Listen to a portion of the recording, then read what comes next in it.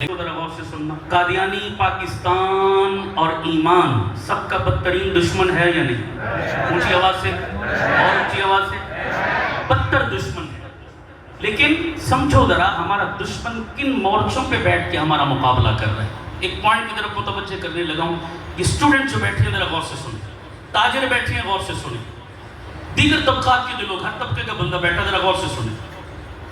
ہمارا دشمن آج تک بتاؤ قادیانی کسی مسجد میں آیا تبلیغ کرنے کے لیے؟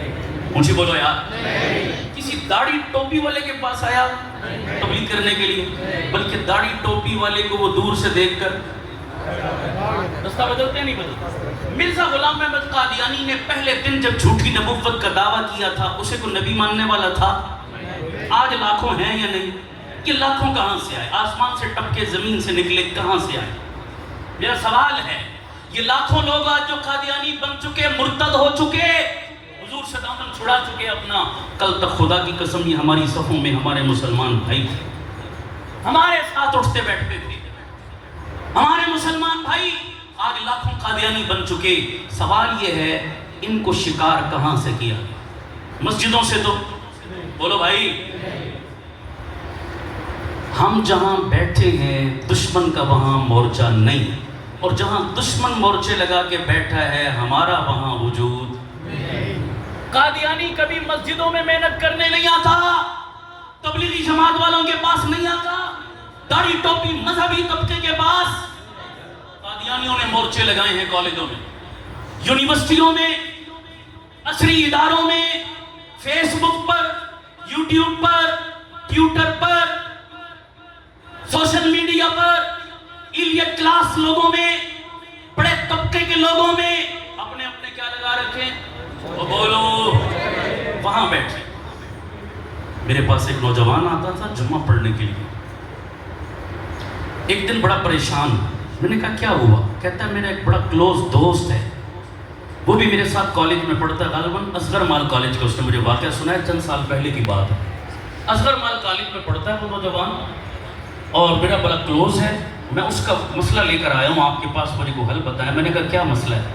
کہنے لگا اس کی فیس بک پر ایک قادیانی لڑکی سے دوستی ہو، ان کی لڑکیاں بھی اپنی مبلغہ بن کر بیٹھی ہوئی، اپنے مذہب کی تبلیغ دوستی کی آڑ میں۔ سنو نوجوانوں، یہ تم فیس بک پہ لیلائیں پھنسانے بیٹھے ہوتے ہو نا جناب، فیس بک کیا ہے؟ دھوکے کا گھر، دھوکے اور جھوٹ کا مرکز، برائی کا منبع اور مرکز۔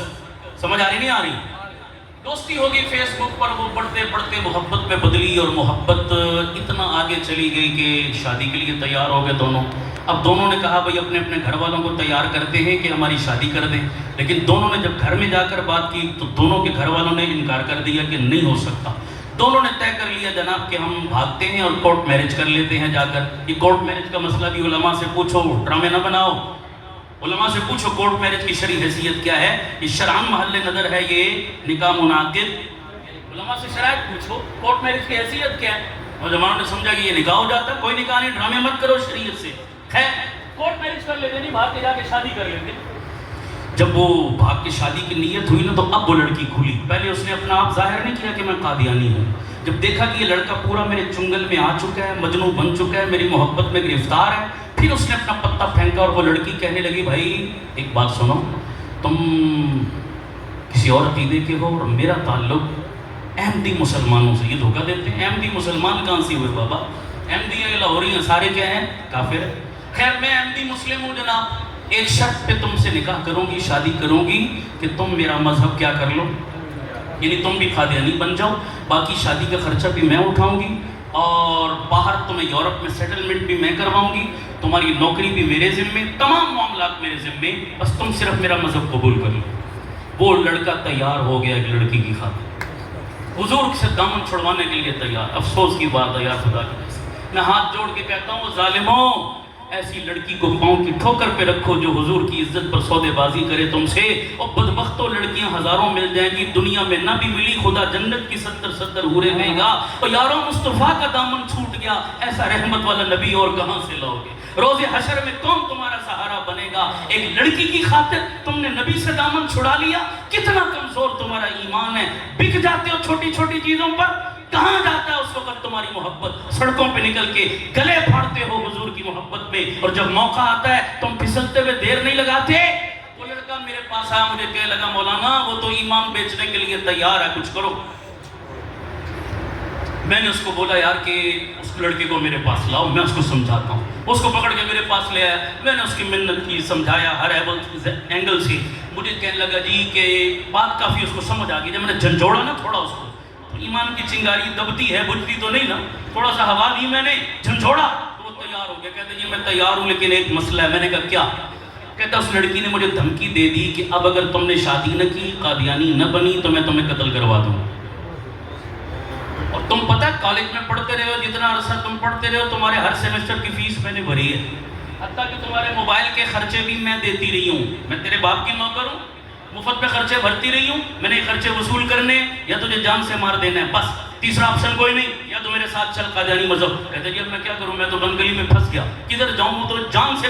اتنے مضبوط ہیں یہ تعلیمی اداروں کے اندر، بتانا یہ چاہتا ہوں۔ ایک عورت لڑکی سرعام دھمکی دے رہی ہے۔ پھر میں نے اس کے والدین کو بلایا، میں نے کہا بھائی اس کو وقتی طور پر منظر عام سے غائب کرو، اور اس کو وہاں سے ہٹایا، کراچی بھیج دیا اپنے رشتہ داروں کے ہاں۔ میں نے کہا اس کی جان چھوڑاؤ، یہ تو بیچارہ یا ایمان سے جائے گا یا جان سے جائے گا۔ مسلمانوں یہ ایک واقعہ، ایسے سینکڑوں واقعات ہیں جہاں ہم نے مورچے لگائے وہاں ہمارا دشمن، اور جہاں دشمن بیٹھا ہے وہاں ہمیں توجہ ہے ہی نہیں۔ تم ٹک ٹاک لے کے بیٹھے ہو، تم ننگے بدن دیکھنے کے لیے بیٹھے ہو، پوری پوری رات تمہاری کہاں گزرتی ہیں؟ تنہائیاں تمہاری کیسی ہیں؟ ذرا تنہائی میں بیٹھ کے سوچو، تنہائیاں کہاں گزر رہی ہیں؟ کتنا گندا کر لیا اپنی آنکھوں کو، کتنا ناپاک کر لیا اپنے کانوں کو، کتنا غلیظ کر لیا اپنی تنہائیوں کو، پوری پوری رات کہاں بیٹھ کے گزارتے ہو؟ کاش سوشل میڈیا ہی استعمال کرنے کا جنون ہے تو تیرے ہاتھ گندی غلاظت پر نہ استعمال ہوتے، تیرے ہاتھ کی انگلیوں کے پوروے حضور کی عزت کے دفاع کے لیے استعمال ہوتے، اور ٹک ٹاک ہی استعمال کرنی ہے نا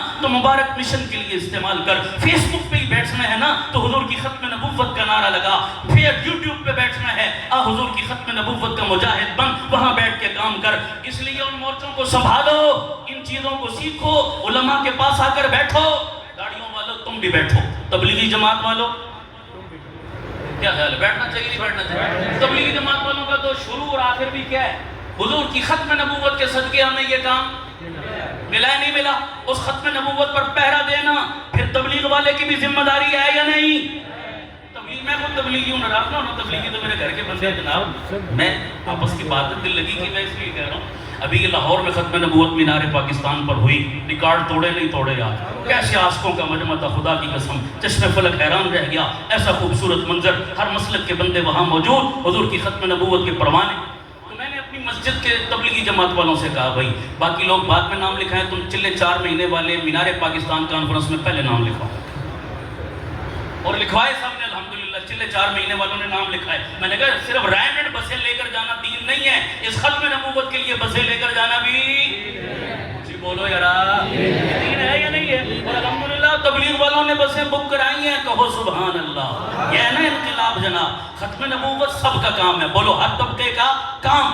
آج کے بعد وعدہ کرو بھائی کوئی مسلک ہے، کوئی فرقہ ہے، کوئی جماعت ہے، کوئی گروہ ہے، سب بعد میں، حضور کے غلام پہلے، حضور کی امتی پہلے، حضور کے جو ہے وہ قدموں میں بیٹھنے والے ہم پہلے ہیں، اس لیے اس نعرے پر کبھی کمپرومائز۔ آخری گزارش، میں نے یہ موضوع بھی ابھی مجھ سے